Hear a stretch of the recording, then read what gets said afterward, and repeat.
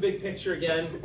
Doesn't look like we got that far, but honestly, that embryonic period is a pain in the butt and it takes forever to get through. So we actually accomplished a lot, even though it doesn't look like it. Today we're going to do the fetal period. When does the fetal period begin? Yeah, starting at 9 weeks until the end of pregnancy, you're considered a fetus, right? Then we'll talk about teratogens. Are teratogens good or bad? Bad. What are they? Yeah, things that, like, harmful things that the mom might do that could harm the baby, right? Prenatal diagnostic tests, we'll talk about those. What's the most common prenatal diagnostic test? Ultrasound, discuss that. Maternal changes during pregnancy. So we've spent so much time talking about how the baby's gonna change. Now we'll give some time to the mom, because the mom's body's gonna change, and we have to go through all that stuff and discuss how fun that is. Exercise in pregnancy. What do you think? Do you think you get like a pass? Like, you don't have to exercise, you're pregnant? No, it's not. Oh, darn it. It's actually good for you. Ugh. So you gotta exercise while you're pregnant now. You may have to modify it because you're huge, right? But other than that, sorry, that's the medical term for it. Huge. You can write that as a diagnostic code, okay? It's there. That's evil. Sorry. All right. Then we'll talk about labor and getting the baby out and the 3 stages of labor. Adjustments of the infant at birth. You brought them into this world. Now they've got to adjust. So I'll talk about the organ systems that have to adjust. What do you think the big organ is that has to adjust that you're essentially not using before birth? The lungs. The lungs, right? The baby's got to take its first breath. But in order to do that, also the blood flow pattern in the chest has to change too. You have to actually send blood up to where the lungs are. So it's actually 2 things. The lungs themselves working and then changing the blood flow up a little bit so that you're sending it to the lungs. Then we'll talk about the physiology of lactation. What's the hormone that causes milk production? Prolactin. What's the one that causes ejection? Yeah, go ahead, Corey. Oxytocin. He's so polite. He still raises his hand every time. Most of you animals are just like, all right. Then we'll finally talk about the second half of this, inheritance, right? So this is not really a 50-50 split. It's mostly development. And then just at the end, they're like, oh, we are contractually obligated to talk about inheritance. So we talk about inheritance at the end, some medical terminology that you should be aware of, and then that's it. So let me jump ahead here. So we're down to 24, someplace around here. All right, fetal period. So from 9 weeks until like delivery, the 40th week, ideally, you're called a fetus. The good news about the fetal period, it doesn't suck as bad as the embryonic period. And by that I mean, there's not the crazy words that you gotta learn so much, like the syncytiotrophblast and the just all that nonsense that you have to learn. I think it's overwhelming hearing some of those names. The fetal period, there's not a lot of new stuff coming in. It's just growth of stuff that was established during the embryonic period, basically, okay? So not a lot of new stuff is coming in, which also means that the baby is a little bit more resilient when it comes to some of those teratogens that we'll discuss. Like the baby is less vulnerable as it becomes a fetus than it was during that early embryonic period. There's less damage that can be done once organ systems have already been established, right? A lot of fetal growth taking place in the last 2.5 months. Half of the full term weight is added. The head becomes more proportionate to the body. How much of your body height does a newborn's head? 1/4, right? 25%. By week 34, the fetus usually assumes an upside down position. What's it called if they come out legs first? Breech. All right, teratogens. So teratogens are bad things that the mom does or happens to the mom that can affect the baby. This is kind of a fun word in terms of the origin. What does genesis usually mean? Like spermatogenesis or beginning of, right? So if you see genesis, or even if you just see gen, it usually means like to start or to begin something.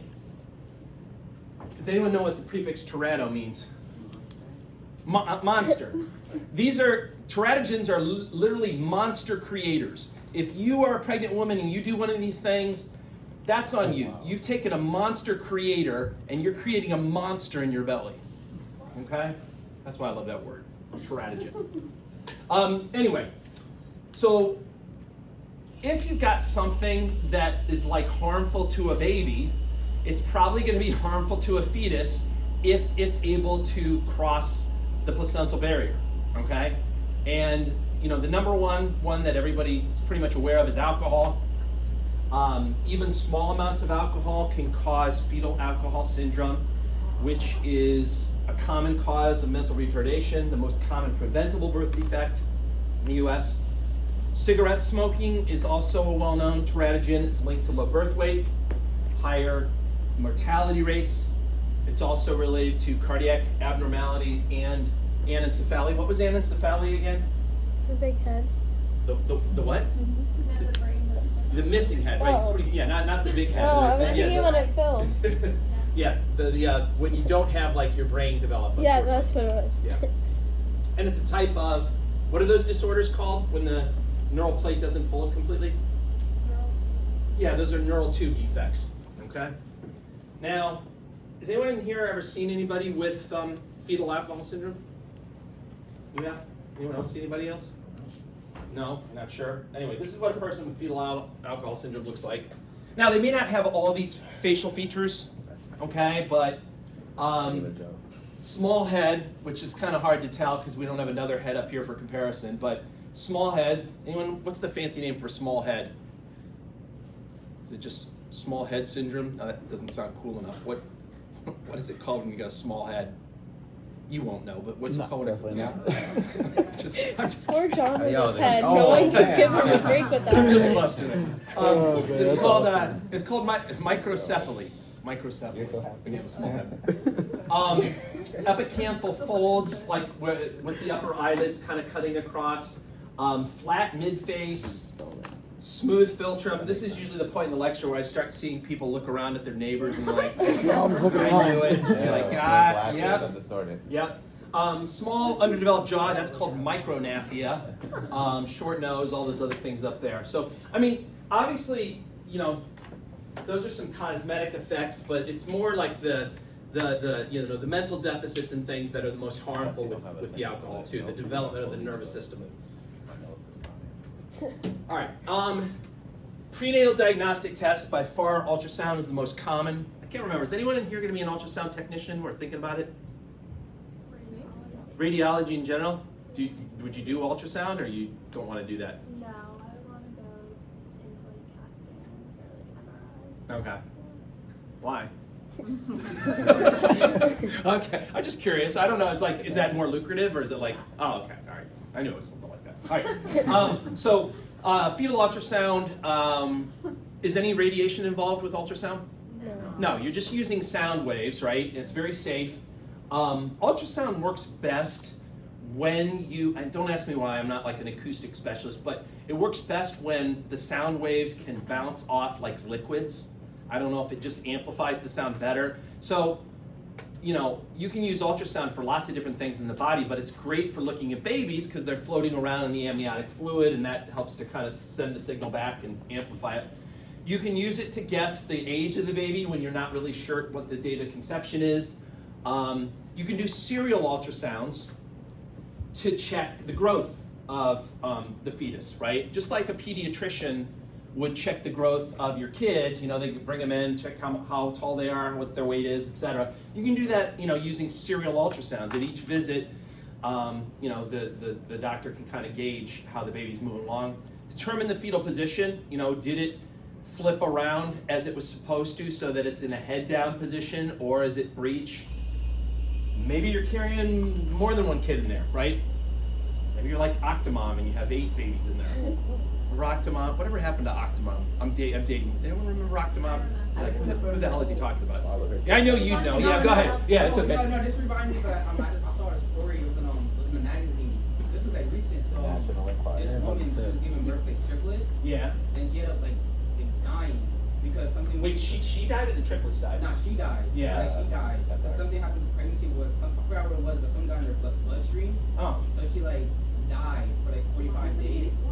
And then I guess she woke up, came back to life. Okay. Premature death. Okay. Yeah. All right. Interesting. I wonder what that. But this made the news. It was in People magazine. Oh. It was I like how you put that. Yeah. It was actually a whole like medical condition. I forgot the name, but like it's a whole medical condition, like something in her pregnancy got in her bloodstream was causing her to like die, I or wonder. like a medical induced coma, I guess. Okay. Was it a coma, I guess? But yeah. I'm curious what that was. I hadn't heard about that. That's kind of interesting. Google it. We'll Google it up. Yeah, we'll figure it out. Identify fetal maternal abnormalities. For example, sometimes you can have like an abnormal placement of the placenta. Sometimes the placenta can be shifted over the opening of the cervix, and you can identify that, on ultrasound. And then lastly, you can use it to assist you for more invasive procedures to make them safer. When you're putting a needle in, that's always a little bit risky, whether you're doing amniocentesis or chorionic villus sampling. I'll talk about those in a second. But it's risky. You don't want to, accidentally jab the baby with that needle. By having the ultrasound, you can guide the tip of the needle in so that you're not hitting the baby, right? Sorry, this came from The Onion. This isn't true, but sometimes I feel like doctor just uses same ultrasound picture for every baby. You kind of feel like you could. Just have that one picture in your drawer and you're like, here's your baby. And they're like, really? You're like, yep. You have no idea, right? Sorry. They won't know. They'll be like, isn't that a penis? No, that's not a penis. Amniocentesis then, so this is a more invasive procedure where you have to put a needle in to try to sample some amniotic fluid. The reason why that's useful is that the baby is floating around in this amniotic fluid, and some of the baby's skin cells and other cells are going to slough off naturally into that fluid. So if you get a good enough sample of the fluid, you'll probably get some of the baby's cells with it. And then you can take those cells and you can analyze them for genetic abnormalities. You can create what's called a karyotype that we'll talk about later on, okay? And you can look for different genetic disorders, okay? This can be done pretty early in the pregnancy, 14 to 16 weeks gestation. But it does carry a risk of miscarriage, all right? Anytime you start poking around with needles and things like that, it's potentially risky. Now you can see over here, they got the ultrasound probe coming in over here, and then they're basically doing that to look and follow the tip of the needle in so that you don't, inadvertently poke the baby with it. That's what you don't want to do. Now, I can't tell you the exact number because it changes and it depends on what hospital you're at and what the doctor's record is, but I want to, don't quote me on this, but it's something like 1 in 200 pregnancies, I think, is the risk of miscarriage with an amniocentesis, okay?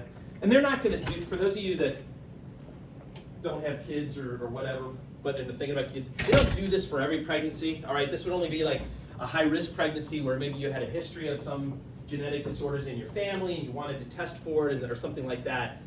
So it's not routine, certainly, just because it does have a risk. Still, though, the risk is very, very small. CVS, chorionic villus sampling, is the same. It gives you the same type of information, but it has the advantage of being able to do it earlier in the pregnancy at like 8 to 10 weeks gestation. That's the good news. The bad news is it is actually more risky than amniocentesis. I want to say, again, don't quote me on this, but I think it's something like 1 in 500 miscarriage rate or something like that. Now with chorionic villus sampling, what you're doing is you're taking a sample of the chorionic villi, which, if you remember, they are that's the baby's half of the placenta. So here's the placenta, and these guys here, those are the chorionic villi. So you take a needle in, and you try to get a little sample of these chorionic villi. And the reason why that's helpful is that even though it's not part of the fetus any longer, they both developed from the same zygote initially. So any abnormalities that are actually in the fetus itself should also show themselves if you take a cell sample of the chorionic villi, okay? With chorionic villus sampling, you also can do either a trans-abdominal approach, like they did with the amnio, right? Or you can do a transvaginal approach where they have a longer catheter that's actually able to go up through the cervix and then sample the chorionic villi that way. I don't know if one carries a better risk profile than another, but they do have those options. A much safer test is just to take a sample of the mom's blood and test it for a protein called alpha-fetoprotein. So alpha-fetoprotein is a protein that's essentially produced by the neural plate. And when, just to go back to Tuesday, sorry, I keep going back in things. It's way back, okay. So here's this thing called the neural plate. At three weeks, remember the neural plate is flat, and as long as it's flat like this, it's producing this protein called alpha-fetoprotein that can actually get in the baby's blood and then cross the placenta and gets in the mom's blood. So you can test for it in the mom's blood. And as long as the plate is flat and open, it's totally normal to see some of that AFP in the mom's blood. But remember, at the 3rd week, this thing called neurulation should happen where the flat plate turns into a tube where it folds. And once that folds, assuming that it's completely closed off, you shouldn't see alpha-fetoprotein in the mom's blood anymore. If you still do, after that period of time, after 16 weeks, it suggests that that tube didn't close off completely and you have a neural tube defect. Okay. Since they developed this one, they've also developed other markers that they can look for. So they combine the AFP with looking for 3 other markers, and they call that the quad AFP test. There's probably even more up-to-date ones than this. So they can take one small sample of blood and look for lots of different markers and not only screen for neural tube defects, but they can screen for like Down syndrome or trisomy 18, which is another type of syndrome. So, you know, again, these are nice options. They're a lot safer than amnio or chorionic villus sampling. Any questions about any of those tests or any of that information? Yes? With that information of the neural tube defect, I mean, nothing you can do at that point, right? That's a very good question. I mean, if they could delineate, I don't know where they are with fetal surgery yet. They do in utero surgery now for certain conditions. There's not much, if it's anencephaly, there's not much they're gonna be able to do. Like if your brain is missing, that's about it. But if it's something like the spina bifida, they might actually be able to do some in utero surgery. I'm not sure though. So, yeah, I mean, the general rule in the hospital is never order a test if it's not gonna change your management, right? But, so I don't know for sure. I don't know. It's a good question. With the next course of action though, would it be like an abortion or something like that, or? Well, yeah, it could be. depending on the I mean, hormone? that's right. It could be, depending on what they find and if, what the couple decides to do or whatever. Sure. Yeah, and that gets into this whole there's this whole career field called genetic counseling that does that kind of estimates and things, and ideally with genetic counseling, you're giving them the information before they even get pregnant and letting them know what the odds are, so you don't have to be left with that kind of decision. It's expensive. So anyway, all right, let's talk about what happens to the mom during pregnancy. It's not all about the baby. There's stuff going on with mom. And we got hormones raising their ugly heads again.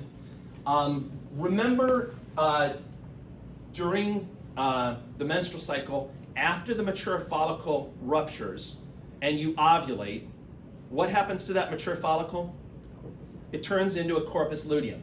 And remember, during a regular menstrual cycle, that corpus luteum only lives about 2 weeks, and then it dies off. Now, while the corpus luteum is alive, it puts out high amounts of progesterone, which keep the lining of the uterus from shedding itself. But after 2 weeks, when it naturally dies, then the menstrual cycle begins again, you shed the lining of the uterus. Now, if you become pregnant, though, remember what happens. If you become pregnant, this chorion develops. The chorion produces HCG. HCG keeps the corpus luteum alive. With the corpus luteum alive, you have nice high progesterone levels. You don't shed it, and so the baby can continue to grow inside of the uterus. Okay. Now, unfortunately, well, not really unfortunately, but What does eventually happen, though, is at about 3 weeks of the pregnancy, the corpus luteum will naturally die off. Okay? It lived for a long time, had a great run, but now it's going to die. All right? It's like three to 4 months, the corpus luteum dies. Now, ordinarily, you would think that would be a catastrophe because there would be no progesterone coming to prevent the lining of the uterus from shedding itself. However, the good news is by that point, when the corpus luteum dies, the placenta itself should be producing its own progesterone, and that will basically take over the job, okay? The lining of the uterus doesn't really care where the progesterone comes from, just so long as there's a nice high dose of it so that it won't shed itself, basically. Okay? Now, there are more hormones, believe it or not, that we didn't talk about in the endocrine chapter, so I'm going to hit some of those here very quickly. Human chorionic somatomammotropin. That helps prepare the mammary glands for lactation. It also can influence metabolic rates, kind of like in the way that T3 and T4 can influence metabolic rates, so it can have an effect. CRH. CRH is interesting, corticotropin releasing hormone. This is part of that axis that you have that controls cortisol secretion. In men and non-pregnant women, we all have CRH, and it comes from our hypothalamus. It goes to the anterior pituitary. What does it cause the anterior pituitary to release? LH? Not cortisol. So CRH comes from the hypothalamus, causes the anterior pituitary to release. Starts with an A. There you go. ACTH, adrenocorticotropic hormone, which then goes down to the adrenal gland and causes cortisol to be released, okay? That's in all of us. That's the regular pathway. But in pregnant women, interestingly enough, it also comes, same chemical, but it also comes from the placenta. And it's thought to have a super important role in controlling how long the pregnancy lasts. Like telling the mom's body when to shift from, hey, I'm gonna keep this thing inside of me, this is great, to get the hell out, okay? That kind of is deciding when that's gonna take place, okay? CRH plays a role in the timing. Also too, again, it's still gonna do what it did before. It's still ultimately gonna lead to the secretion of cortisol. And cortisol is a super important hormone for the developing fetus to make the lungs produce a chemical called surfactant. We're going to get way more into this in the respiratory chapter, but surfactant is a chemical that allows your little alveoli to stay open every time you exhale. Okay, when you exhale, there's a natural tendency for your alveoli to kind of slam shut and close completely, but this chemical keeps them open, if you will, so that when you take your next breath, it's easy, you don't have to work too hard at it. So cortisol, you need it to make that, and this is actually one of the problems. I'm going a little bit of a digression. This is actually one of the problems with premature babies. You got a baby that's born too early, a lot of times their little lungs aren't making enough of the surfactant yet. And so when they are born, they're in respiratory distress. Every time they exhale, all of their alveoli slam shut. And then when they try to inhale again, they just don't have enough strength to pop them all open again. So they're invariably going to have to be admitted to like the neonatal intensive care unit, put on a ventilator, right, that does the breathing for them, given maybe synthetic forms of surfactant until their own lungs start to produce it, okay? So just put this in the back of your mind. We'll talk about that again in the respiratory chapter. Relaxin, we already mentioned that. Relaxin basically is trying to make the opening big for the baby to come out, okay? Assuming you don't wuss out and get a C-section, right? No, I'm just kidding. Anyway, so you got it's like, when you got the passageway for the baby to come through, right? In the hip bones, it's like this, right? Relaxin will go and it'll loosen up the pubic symphysis, so that kind of widens it that way by making that joint looser, okay? It also dilates the cervix, right? Remember how tiny, like you've seen it on the models and things, how tiny that cervix passageway is in a non-pregnant uterus? It's like tiny, right? But the baby's gonna have to fit through that damn thing, so it helps if you dilate this, it helps to loosen kind of the muscle there so that it's easier for it to stretch, okay? And then the other thing, it's not listed up there, the other thing that it does is it goes to your coccyx. What's your coccyx? Your tailbone. And it allows that to kind of bend backwards, right? Because you want that tip of the coccyx to get out of the way when the baby's trying to come through, right? Nothing's more embarrassing than have like a tailbone scrape on your forehead, right? Look around, you'll see people in here that have it. All right, I'm not going to read this. So this is basically a review of the stuff I just said, so I'm going to skip it. Maternal changes during pregnancy. So what can you expect? Some other stuff in the mom. So in a full-term pregnancy, the uterus fills nearly the entire abdominal cavity. The uterus doesn't care. It pushes everything else out of the way. The poor stomach, the poor bladder, the poor intestines. Screw them. You know, I'm getting big. Deal with it. Okay? And we'll talk about, obviously that's going to have ramifications. Weight gain, of course, due to the fetus itself, but then also due to just all that fluid. That weighs a fair amount as well. Increased storage of protein, triglycerides, and minerals in the mom's body, storing it up for herself, but then also for the baby. Breast enlargement due to the somatomammotropin, the effects of estrogen, eventually the effects of the prolactin that leads to the breast enlargement. And then lordosis. What was, going back to A&P1, what's lordosis? Yeah, an exaggerated curvature of which part of your spine? Lumbar, right? So remember, when you're first pregnant and the baby is small, right, your center of gravity is like down through your feet, right? But as that baby gets bigger and bigger, it's out here, right? It's getting huger and huger. Your center of gravity is going to be shifted to in front of you, so you're going to be like this. So what do you do in order to compensate? Right, you go like this, and you walk around like this, carrying this thing, and you're putting all that weight on your lower back, on your lumbar area, and you've developed this lordosis. Now, these things, we haven't covered these organ systems yet, so some of this stuff may be a little bit trickier for you, but I'll just briefly try to explain what each of these things mean. So the mom's cardiovascular system is going to have to increase blood flow to the placenta. The stroke volume of the heart, the stroke volume is how much blood is squeezed out with each beat. That's going to increase by 30%. The cardiac output, that's how much blood is pumped out of the heart each minute. That's also going to increase by like 30%. The heart rate is just the number of beats per minute. That'll go up by maybe 15%. And then the blood volume can go up by 30 to 50%. Anyone know how much blood you have, like how many liters of blood in a typical person? Somebody said it, what'd you say? No, I didn't. Oh, I thought you said it. Somebody.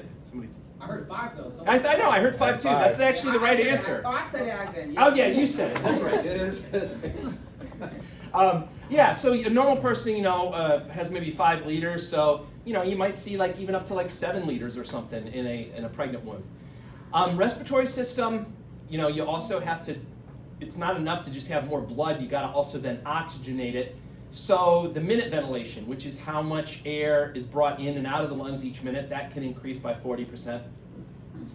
Digestive system, you always hear, oh, I'm eating for 2, right? What was that hormone that acts like a appetite stimulant? Ghrelin.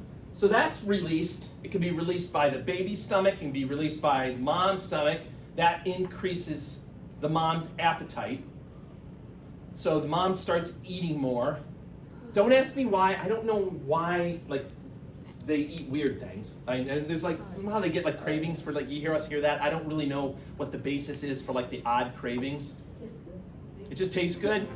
But why? Why though? Why during pregnancy? They get cravings for things they wouldn't eat when you weren't pregnant though. Is that what it is? Yeah, they eat certain things that when they're not pregnant they would never eat. Like what? Okay. It's the nigger lines of people actually brought in. I can't describe it. Okay. All right. Yeah, I can't either. I don't know why, but yeah, they sort of good. But it's real. But it's I know. No one's disbelieving you. All right. Yeah. Now the thing that sucks though is even though their appetite's increasing, they're eating more. That stupid uterus is taking up all the space, so it's pushing against the intestines, which means food can't get through. It's pushing on the stomach, so the stomach can't empty, and it's very common to get constipation. Okay. Likewise, urinary system.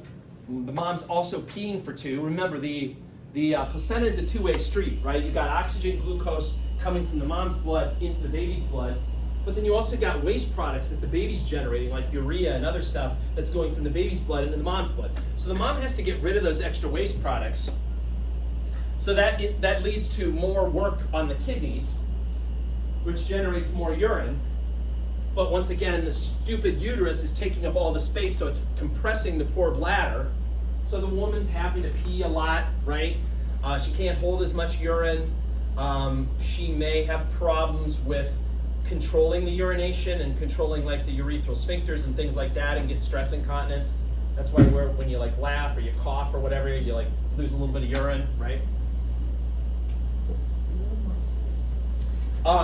Yeah, is it really worth it? That's the question I have. Like after all that, I mean, I'm still well, you know, I didn't have to go through anything, but I'm still wondering if it's worth it. All right, exercise in pregnancy, moderate physical activity. So yes, you still got to exercise when you're pregnant. It's a good thing. I mean, if you can keep exercising, it's good. It'll lift your spirits. It's good for your body. You know, obviously you may need to change things, especially as you get bigger and your center of gravity changes. You know, so just be in like good contact or close contact with whoever you're seeing for your healthcare needs, so that they can kind of make those modifications. You know, if you're unlucky enough to have like bad morning sickness, that could affect it as well. All right, that then brings us to labor. Labor is getting the baby out, and hormone-wise, there's a lot of hormones involved, but the big thing that you got to stop is you got to stop progesterone.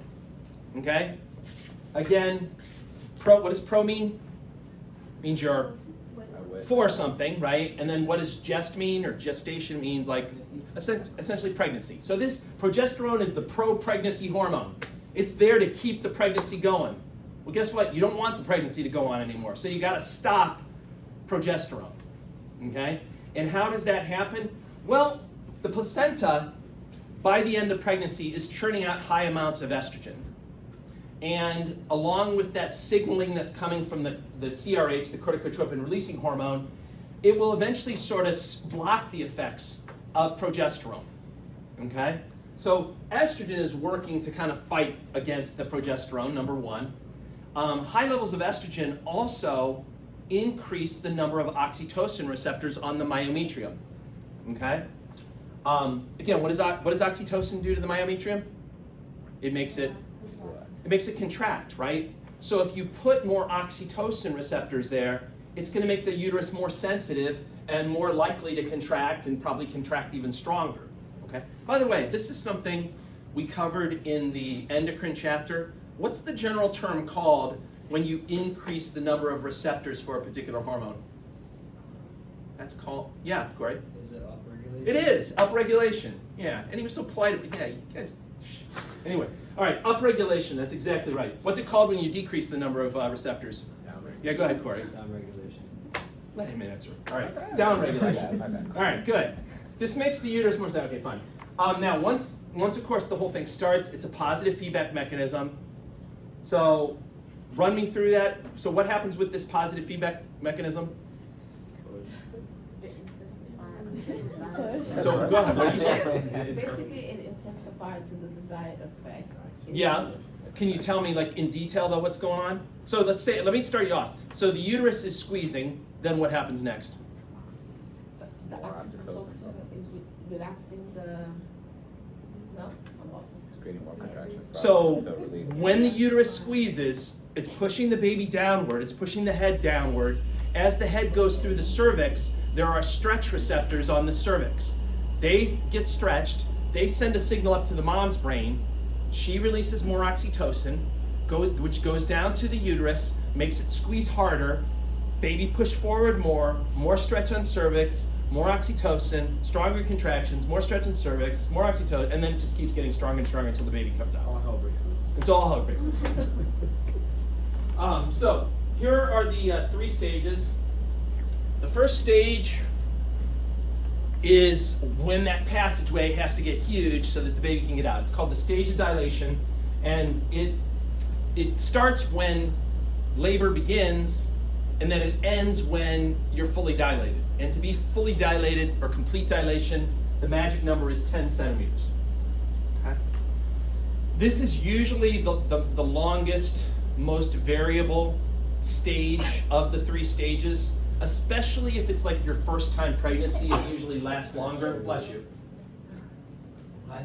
So the magic number is 10 centimeters. Once you're at 10 centimeters, then comes the exciting stage. This is when the baby actually comes out. So the name isn't that great. I didn't name. They needed a better PR company. But anyway, stage of expulsion. That's when the baby comes out. Now that can happen pretty fast, especially if you've been pregnant and delivered multiple times before. This could take just a few minutes potentially. Okay. And again, it's that positive feedback cycle that's basically putting out. Now, the fun though doesn't end here, because what do you also have to get out? Yeah, you got to get the placenta out. And that's called the placental stage, and that takes, you know, another couple of minutes to get the placenta out. Now, the uterus, when the baby comes out, does the uterus stop contracting immediately? No. Remember, and I said this in the endocrine chapter, like the first slide of the endocrine chapter, hormone effects linger, right?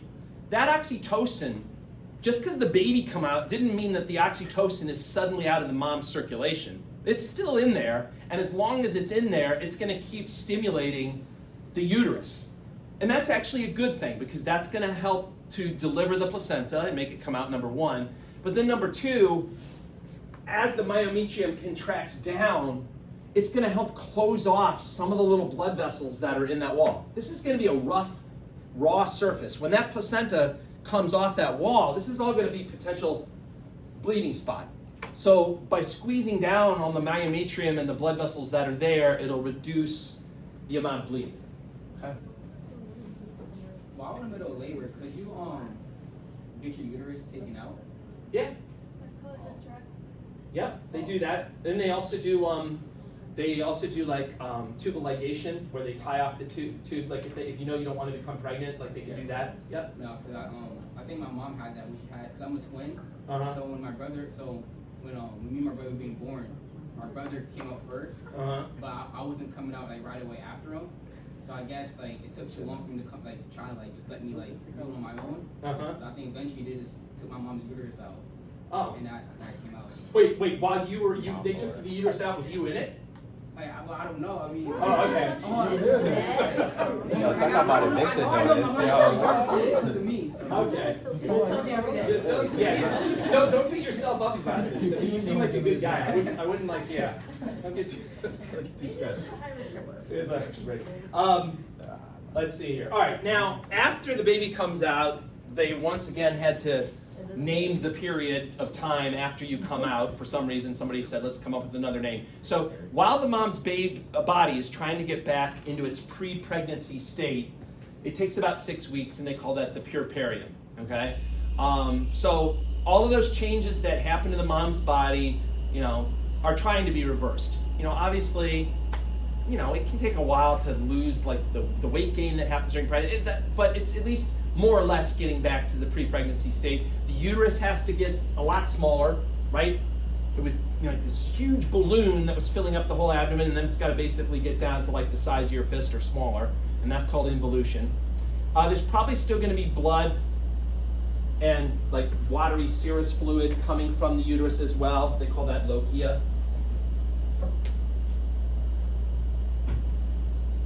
I saw this on a bumper sticker, and I didn't laugh until like 5 miles later. Everyone get it? Yeah. Midwives help people out, like literally. It took me a while to get it. All right. Anyway, that wasn't the actual car. I mean, I found that I didn't like stop the car down. Like, There's hey, no take way this. you went into the Yeah. Let me see this. All right, adjustments of the infant at birth. So the baby is going to have to do some stuff right away when it gets born. Principally, it's going to hopefully take a nice big loud cry, which means it's kind of opening up its lungs, it's taking its first breath, and that's a good thing. They always like loud labor and delivery suites. They like to hear noise from the baby. No one likes it when it's like quiet in there or whatever.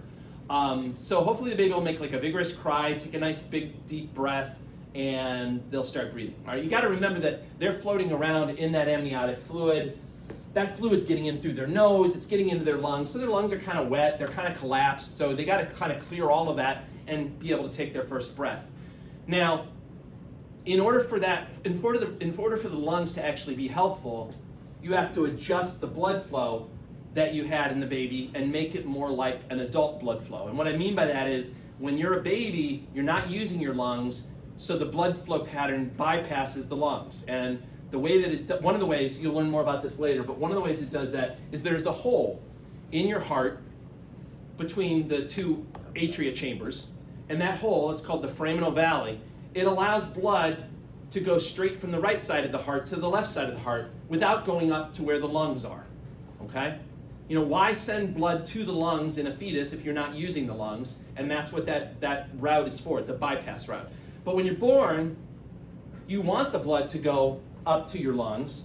So this hole has to essentially close itself off. And at birth, it will sort of functionally close itself off.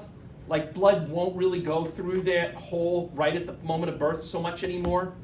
It's not that like something magical happens where the tissue just grows really quickly. The actual structural closure of that hole usually can take a week or a couple of weeks for it to structurally close off. But functionally, because of some pressure changes and things that we'll talk about later, essentially very little blood goes through that hole at the point of birth. Eventually it will physically close off once tissue grows in there. And that's obviously a good thing. Now in some people it doesn't close off. And you may have heard a person say they've got a hole in their heart. You ever heard anybody say a hole in their heart? You're probably smarter than me, but when I first heard that, I thought like they had some hole like to the outside world, and there's like this big hole that you could see, and that's not what that means. All right, it just means that they have a hole inside of their heart, and it could be that they have what's called a patent. I know that looks like patent, but they pronounce it patent foramen ovale, also known as a PFO. And that just means that the foramen ovale didn't close off completely. So that with every circulation of their blood around the system, some of the blood is going through that hole and never going up to the lungs to pick up oxygen. And one of the ways you can tell if a person has a hole in their heart, not always, but you can sometimes, depending on how big the hole is, what color do you think their skin might lean towards if you had to look at their skin? Not yellow. That's like a jaundice. That's caused by something else. Kind of bluish tinge to it. What's that called in medical terms? Cyanosis, right? So some people that have a hole in their heart, if it's big enough, will actually get like kind of a blueness of their skin, because with every circulation, some of that blood is not reaching the lungs, so it stays kind of deoxygenated, and deoxygenated blood has a bluish appearance to it. Clubbing as well. What's that? Clubbing. Right, you may see clubbing in the fingers. That's absolutely right. Yeah, there's a lot of little changes they can look for. Now, if it's big enough, they may decide surgery is in order, and they may go back in and try to close that hole off between the two chambers. How long can you live with small? What's that? Can you live for a long time with really small? Yeah, no, a lot of people live for a very long time and never even have to get it repaired. It just depends on how big the size is, yeah. Now, this is a special, important person I wanted to ask you about. First of all, it's a woman. I'll just save you the embarrassment of guessing, because I know with the short hair, it kind of looks like it for like a man. It's a woman, and she's super famous, or at least her last name is famous. Anyone know who this person is? Florence Nightingale? That's a famous name. It's not Florence Nightingale. Anyway, so when you're, I'll back into this a different way, because I like to tell long-winded stories. So when you have a baby, the baby comes out, they do some quick rapid tests on the baby right when the baby's born, and they give it a score. Does anyone know what the name of that score is? What'd you say? Braden? Braden score? I don't know, it's not Braden score. It's called the APGAR score, okay? Like you'll hear people at the hospital, what were their APGARs? What were their APGARs? This is Virginia APGAR, This is the person that developed this scoring system. And it's a scoring system that when a baby's born, like literally when the baby comes out, they do this quick score on, and it's a score that ranges from 0 to 10. It's based on things like what color's their skin. Like their skin should be nice and pink. It shouldn't be pale or blue. Did they cry? Like did they take that deep breath and cry out? That's a good sign. Or was it quiet? What's the tone like in their muscles? Like do they move their, do they got good tone or are they kind of flaccid and limp? Okay? These are all things that add to the score. And you add, each parameter has like 2 possible points for a total maximum of 10 points. Okay? If you can get a hold of your birth records, which you probably can't very easily, they should have that printed somewhere, like what your APGAR score is. Anyone know their APGAR score from when they were born? No one? I think I'd like to think I was a solid 7. I'm not sure. I know I'm not a 10. I'm not deceiving myself, but I'd like to think I was a solid 7. So it is Well, 0 out of Use 10? them, doesn't it? It's 0 out of 10. Yeah, well, ideally, isn't it either like either you pass or you fail? There shouldn't be like there's no score in the middle. Ideally, does that make sense? So ideally, like you don't want to say like, oh yeah, your baby's not unhealthy, but isn't healthy either. That's like Well, I hear what you're saying, but no, usually they do have like a gradient of it. I mean, I would say probably 7 is kind of the cutoff. Like you want to be 7 or above. Okay, that's probably pretty good. If you're below that, it's not such a good thing. And the thing is, they'll do it right when the baby's born, and then they usually repeat it like at 5 minutes, because some babies will come out and they'll have one score and they won't look all that great right when they're first born, but then they perk up, and then when you repeat it, their score went up some. So anyway, the interesting thing about her, I know I'm going in a digression. The interesting thing about her is she was actually an obstetrical anesthesiologist, I believe at NYU. And so she's the drug lady. She's the lady that's going to help you out so that you don't feel quite as crappy when you're trying to deliver the baby. She's the one that puts in the epidural and tries to make you comfortable and this and that. But she was smart because she was given all these drugs to make the mom comfortable, and she took a step back and she's like, you know what? I want to make sure that I'm not harming the baby with all these drugs I'm giving the mom. How can I quantify that? Like, how can I make sure I'm not doing any harm to the baby? And that's what led her to kind of come up with the scoring system, to verify that, there wasn't any harmful effect. And, this was in the 1950s or 60s. There weren't, first of all, a lot of female doctors back then, so she's kind of a pioneer for that. And then the fact that they still use that scoring, that score to this day is pretty impressive, right? All right, lactation. Lots of hormones involved. I mean, the 2 main ones to think about are prolactin, and then what's the one that causes milk ejection? Oxytocin, right? So remember,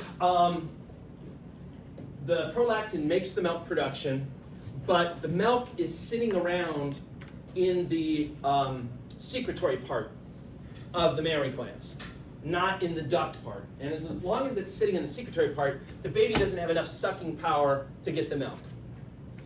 So the way it works then, though, is when the baby starts sucking, sensory receptors send that signal up to the mom, which leads her to release oxytocin. Oxytocin, as you know, causes the uterus to squeeze, but what you should think about oxytocin is it just likes to stimulate smooth muscle.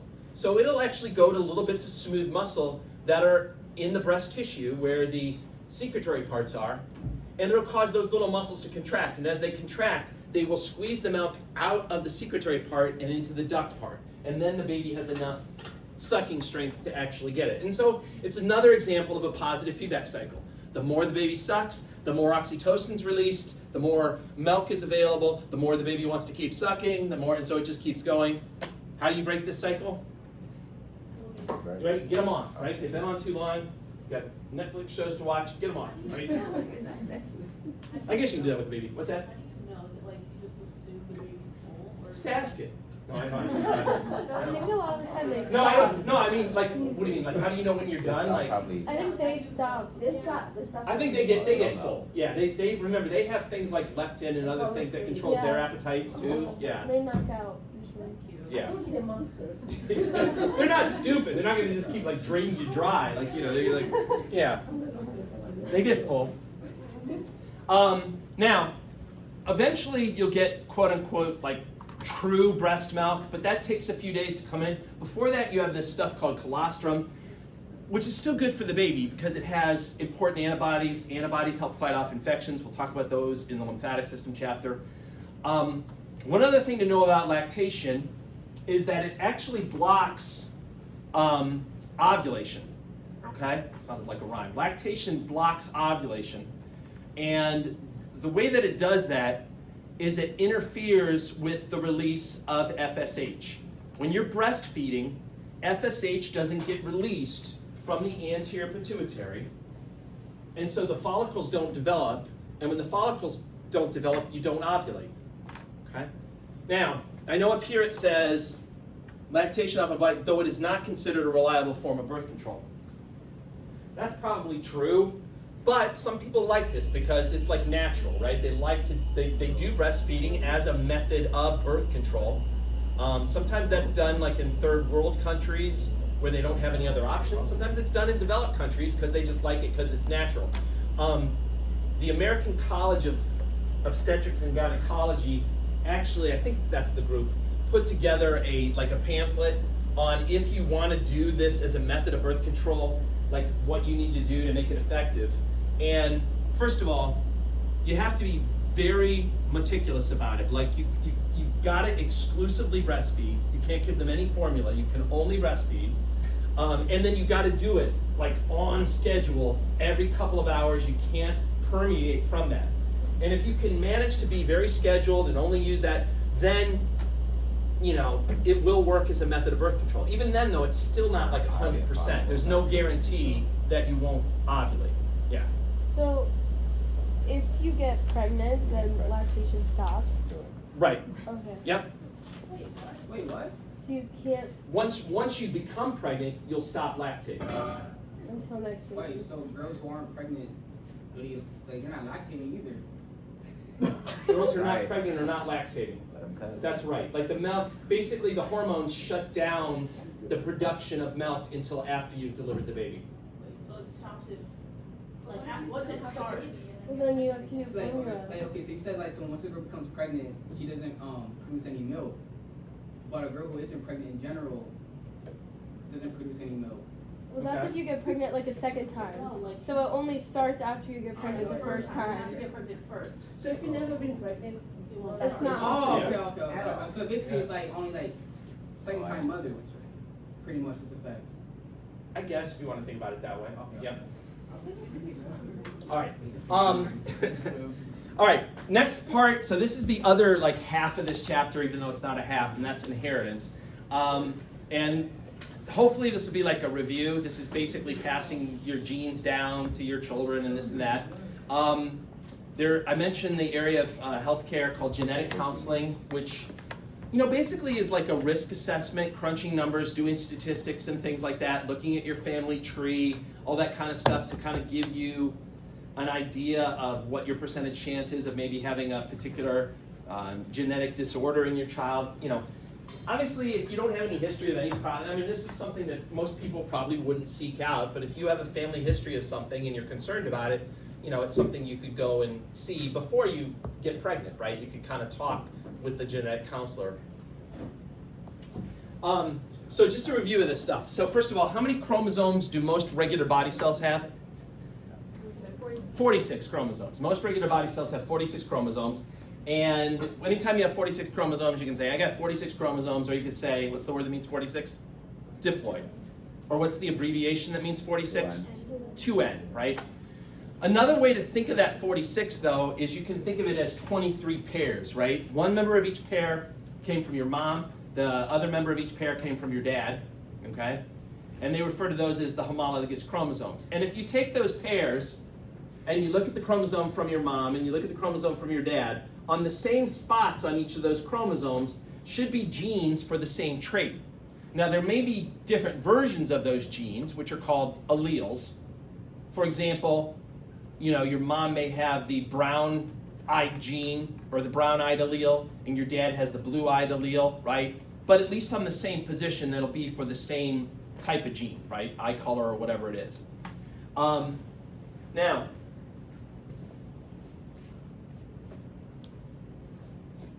the actual genes that a person has, if you could analyze their genes, which we can do, that's called a person's genotype. If you look and see how those genes manifest themselves, that's called the phenotype. So I'm going to go through a little example here using eye color, which is kind of simplified here in a second, but bear with me. Now, if you have a version of a gene and it expresses itself no matter what, that's referred to as a dominant gene or a dominant allele, okay?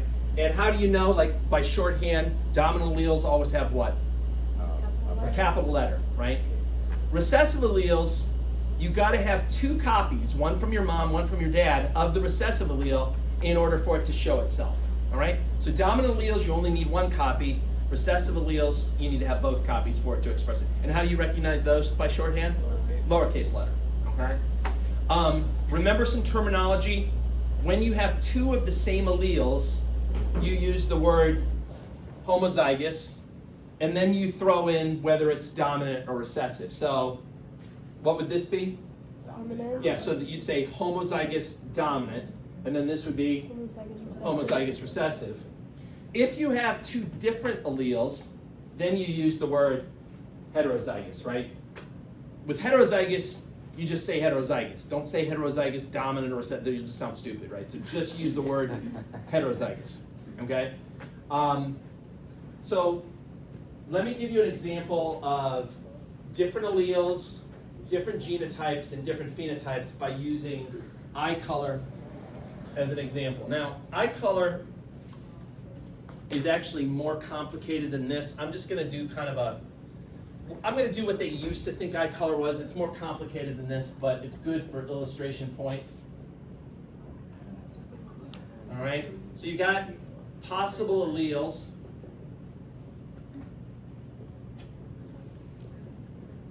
You've got possible genotypes.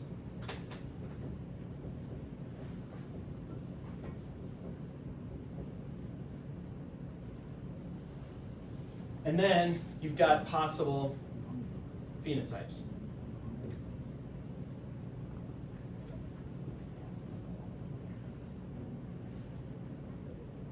So, the old thinking about eye color, what was the dominant allele with eye color? What color? Brown was thought to be the dominant allele. So I'm going to say big B, that equals brown. And then what was thought to be the recessive allele? Yeah, blue eyes, right? So little b will equal blue. Okay? Now, remember, you always need to get two alleles. One will come from your mom, one will come from your dad. And if these are the two possible alleles, that leads to how many possible genotypes could you have? Three. There's three possible genotypes you could have. You could either be, right? You could be homozygous dominant. You could be homozygous recessive, or you could be heterozygous, right? That, by the way, for those of you that said 4, if you were thinking that, or you were thinking this, that means the same thing, all right? You don't have to, it doesn't matter which gene or which parent you got the allele from. So there's three possible choices: homozygous dominant, homozygous recessive, and then heterozygous. And then if you go across, if you were homozygous dominant, what color would your eyes be? Brown.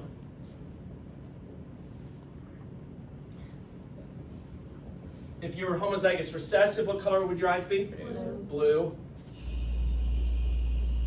And then if you were heterozygous, what color would your eyes be? Brown again, right? Again, with the dominant allele, you only need one copy of the dominant allele, and then it will express itself. With the recessive allele, the only way it gets expressed is if you're homozygous for that recessive allele. Does that all sound vaguely familiar from AP1? All right. Anyone remember the famous monk who came up with all this stuff? George Gregor Mendel. Yeah, Gregor Mendel. Go Axe. I think you were the first twin that came out. You're too smart. I think, yeah, Gregor Mendel. All right. So this is kind of traditional genetics where you got one thing that's dominant, one that's recessive. And with traditional genetics, it doesn't matter which parent you got which gene from, they're going to be expressed the same way. Let me explain what I mean by that. Say you had a person that was heterozygous, right? Big B, little b.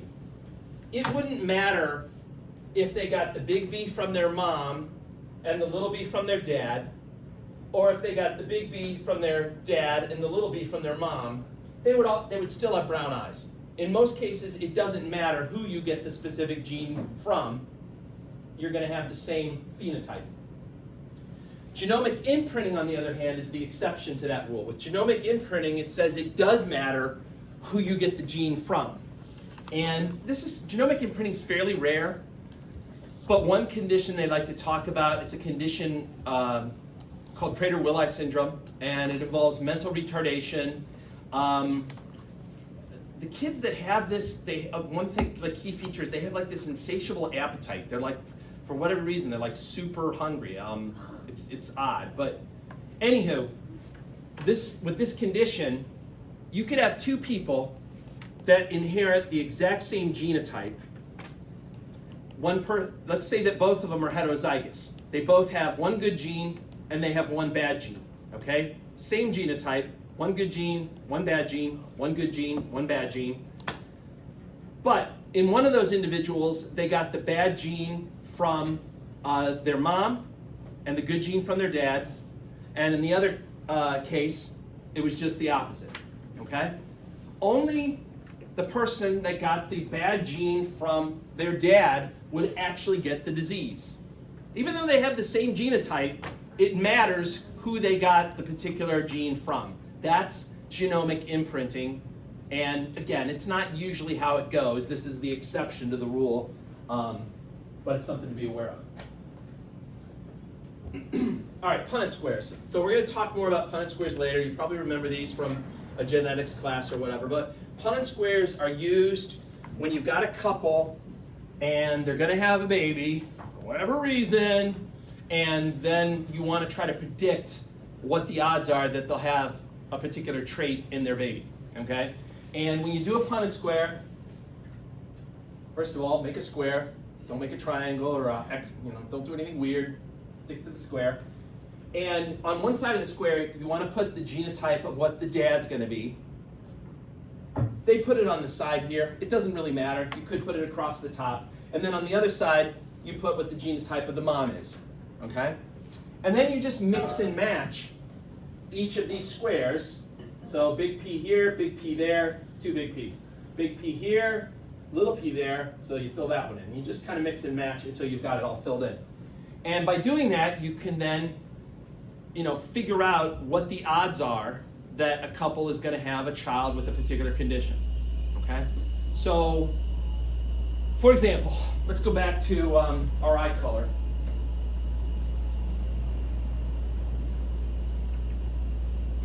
And this is the part where some of this stuff, it's going to come to you right away. For some of you people, it'll come to you right away. This is just based on previous classes. Some of you guys will get this right away. You won't have to draw a Punnett square. Others of you will want to draw a Punnett square because you're just either nervous or it doesn't come to you right away or whatever, and that's totally fine. I'm not going to ask you to draw Punnett squares next Tuesday, but you might want to. It's up to you. All right, so let's say you got two parents and they're homozygous. We're talking about eye color now. They're homozygous dominant, both of them. What's the percentage chance that they have a child who has blue eyes? 0. 0. Everyone see that? It's a pretty obvious example. What's the percentage chance that they have a child who has brown eyes? 100%. Some of the questions next week, I'll give you genotypes like that. Other types, though, I might make it a little bit trickier, and I might give you the phenotypes and then ask you like hypothetical or possibility type questions. So let's suppose you had two parents that have brown eyes. Could they have a child who has blue eyes? Yes. Yeah? What would be the percentage chance, the maximum percentage chance that they could have a child who has blue eyes? 75%. 25%. Okay? Now, some of you guys got that right away. Some of you, maybe you weren't real sure about it. But first of all, what's the only situation where you could have two parents that have brown eyes and still have a child who has blue eyes. If both those parents are what? Heterozygous. Okay? If you have two parents that are heterozygous,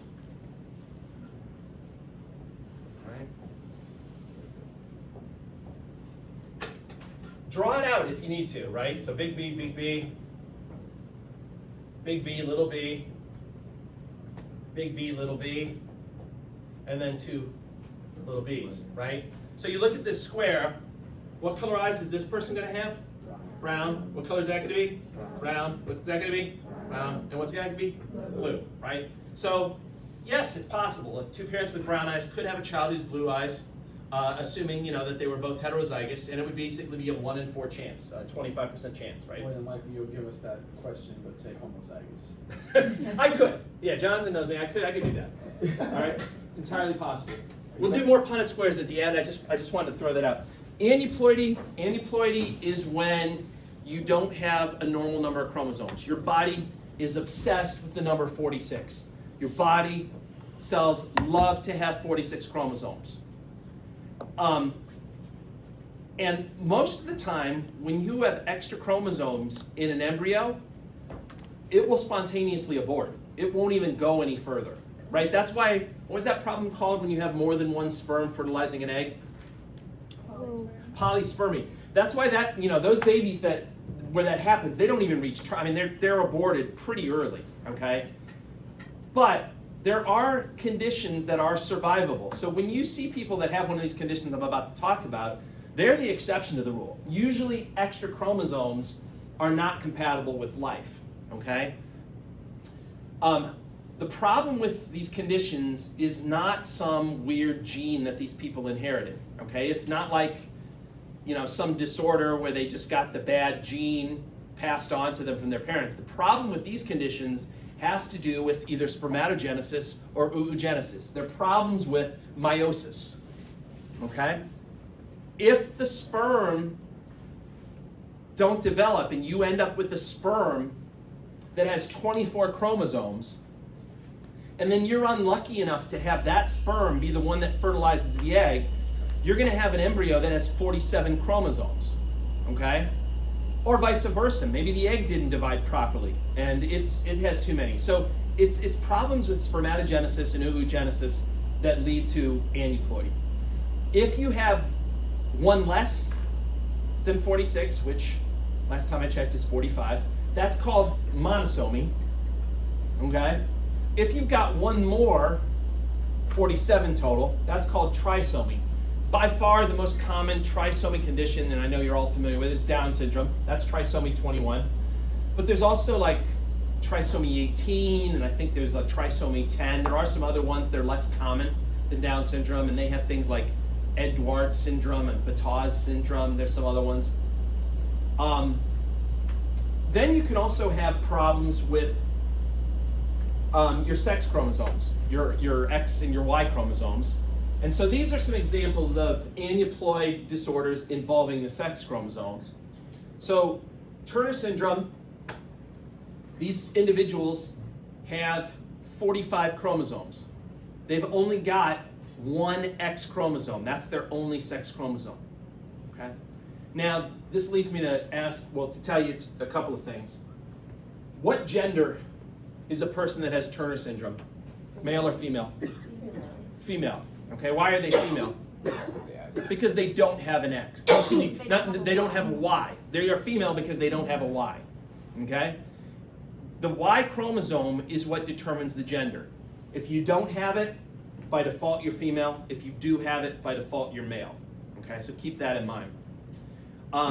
Anyone know what people, so Turner syndrome is an example of monosomy. They're missing one of their chromosomes. They got 45 total, one X chromosome.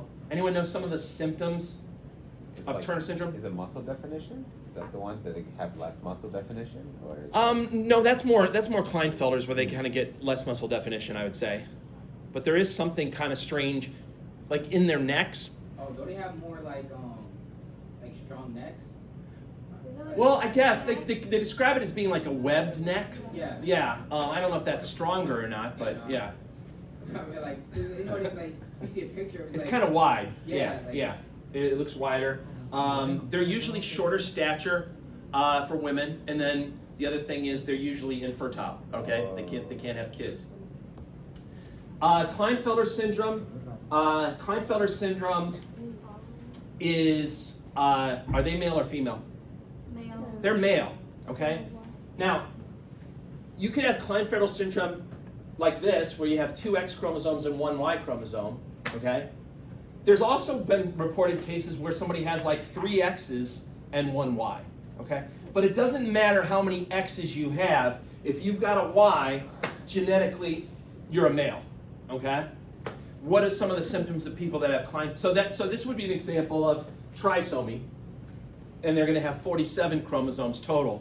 What are some of the symptoms of Klinefelters? Like bigger breasts. Yeah, there's a fancy name for bigger breasts. Do you know what that in men? Oh, giant cone, giant. It's like giant something. Oh, it's giant.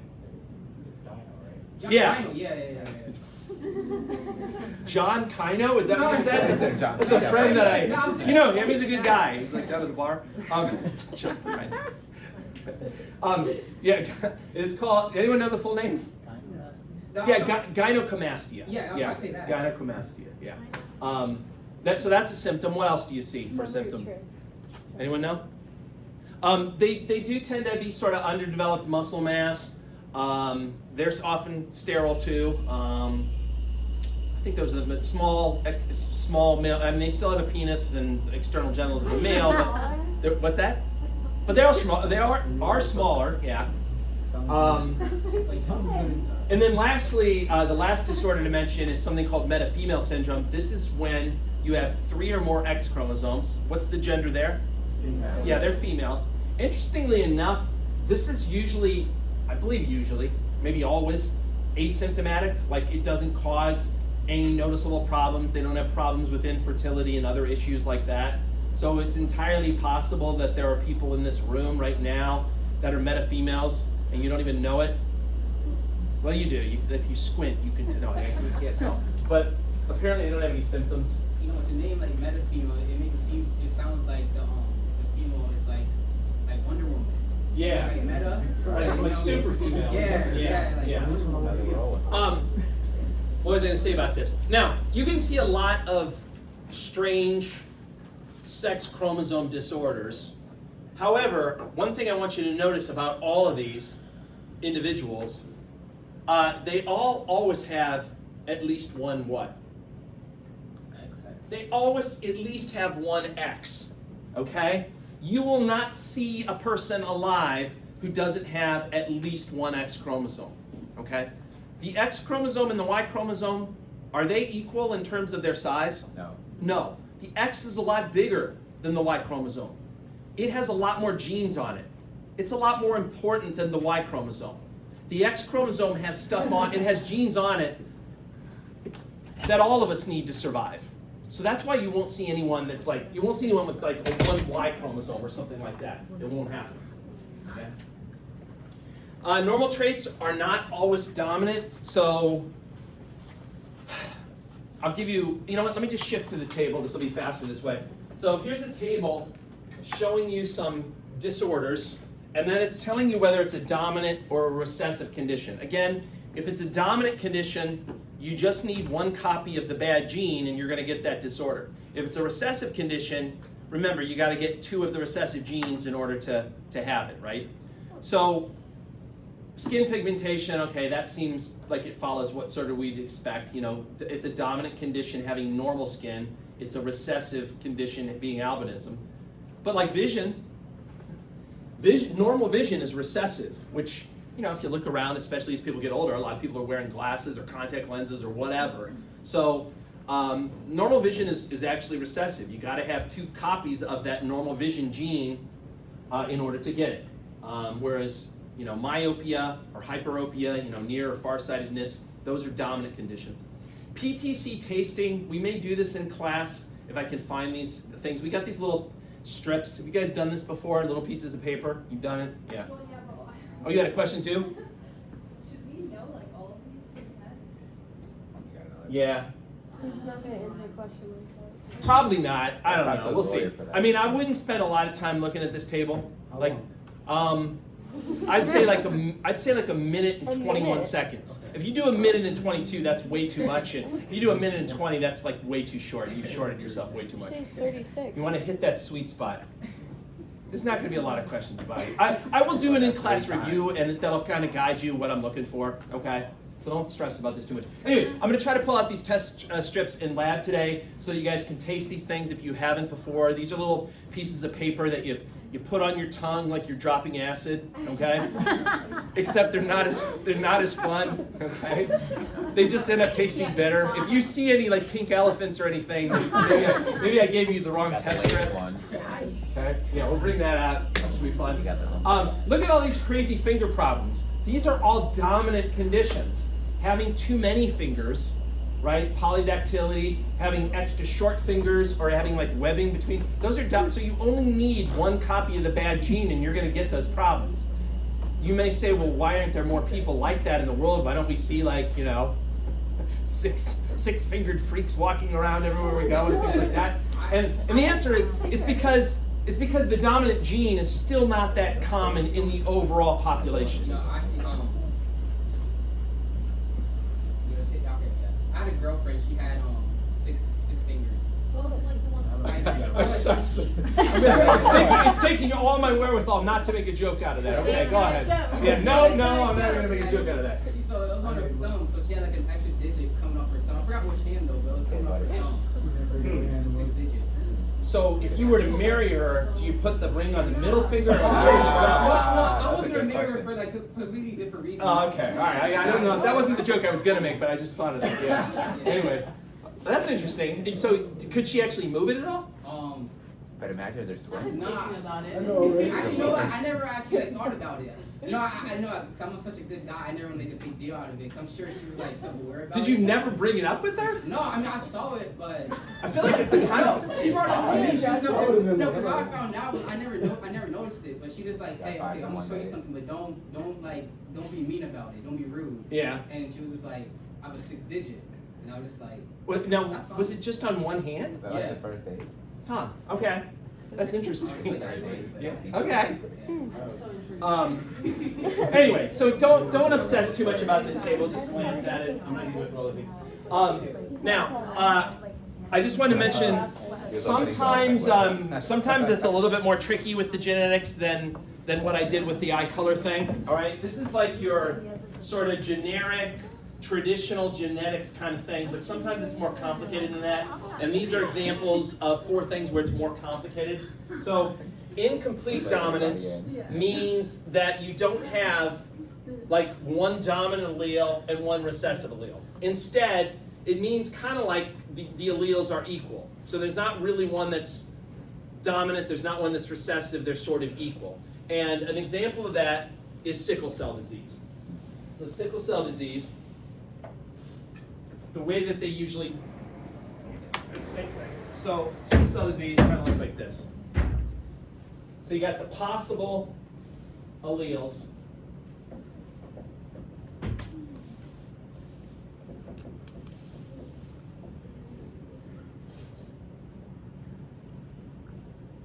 Okay, sorry, sickle cell, I didn't mean to break that. Sickle cell disease. So the possible alleles are S, like big S, which means like the sickled cells.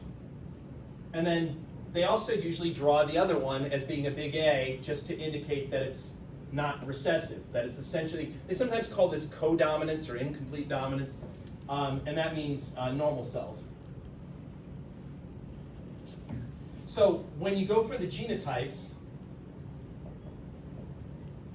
this is going to be kind of the same as before. There's going to be 3 possible genotypes, right? You could either be homozygous for the S allele, you could be homozygous for the A allele, or you could be heterozygous, right? Like that. So that's the same kind of before as before, but what's different is when you look at the phenotypes. When you look at the phenotypes, that's where you realize that there's not one that's dominant and one that's recessive. So with the phenotypes,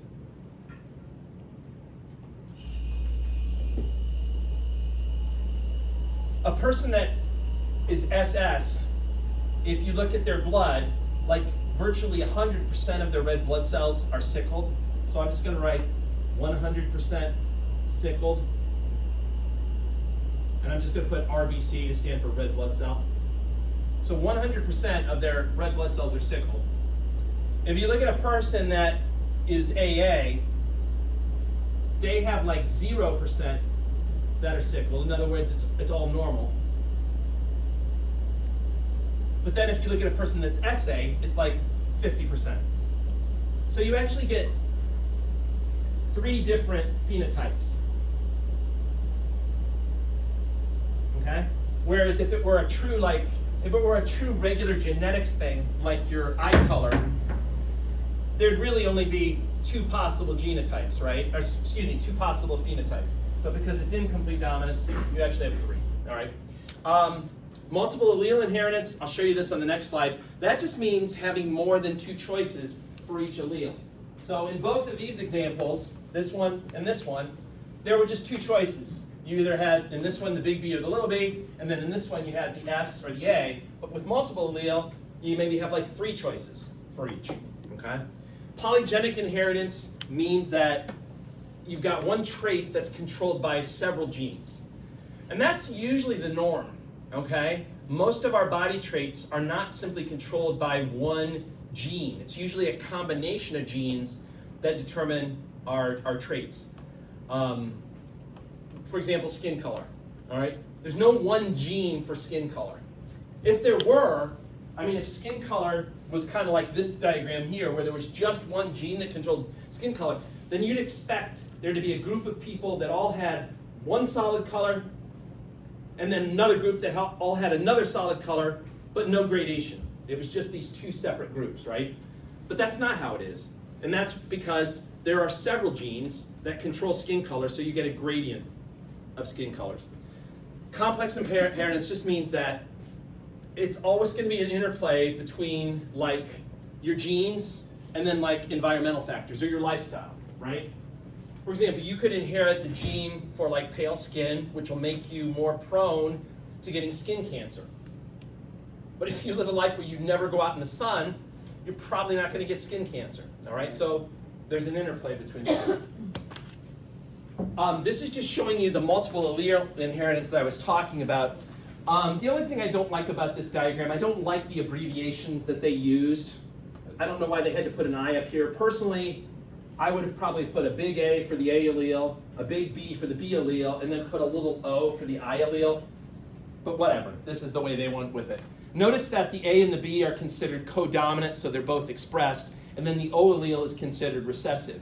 So if you mix and match those possibilities, you get 6 possible genotypes, right? You could be homozygous for the A allele, or you could be like heterozygous where you got the A allele and the O allele. Either one of those situations would give you type A blood.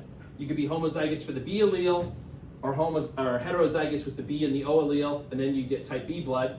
If you were heterozygous with the A and the B because they're codominant, that's how you get AB blood. And then the only way you can get O blood is if you have 2 copies of the O allele.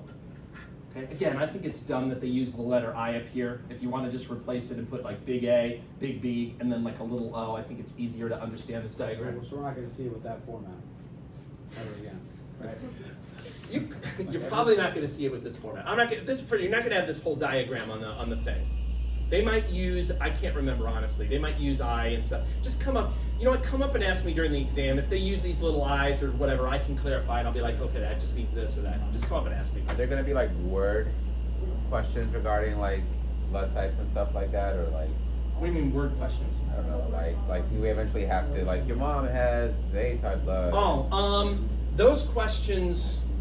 You say no. Yeah, you know, yes. I think there's at least one question like that on the lecture exam. There's no questions about blood typing on the It's lab only worth practical. 1 point, right? What's that? It's only worth 1 point. Yeah, sure. It's only worth 1 point. Consequence. Or well, you know what? For everyone else, it's worth 1 point. For you, it's the entire exam. Joke's on you. It is all my favorite hinges thing. on that one question. Joke's on you. Okay? All right, here's some terms, just some random terms they wanted you to know. breech presentation, we already covered that. That means the feet are coming out first instead of the head. Emesis gravidarum, it's not a Harry Potter spell. It's a medical term for morning sickness. Gestational age, the age of the embryo, calculated from the presumed first day of the last normal menstrual period. Again, sometimes you might not know that, and that's where ultrasound can help you estimate the gestational age. And then karyotypes, we're going to do these in lab today. This is where you take a sample of the baby's cells, either from amniocentesis or chorionic villus sampling. You take a high-powered picture with a special microscope where you're able to actually enlarge each chromosome, and then you can cut them out and put them on a board. And when you look at the karyotype, you should be looking to see that you got the normal number of chromosomes total. You want to look at each chromosome and make sure there's not an extra copy or a missing copy. And you can also look and figure out what the gender is if you look at the sex chromosomes. So we'll do that in lab. Any questions about any of this stuff? All right, so go ahead, take a 10-minute break, come back, and we will do the lab stuff. That was really long.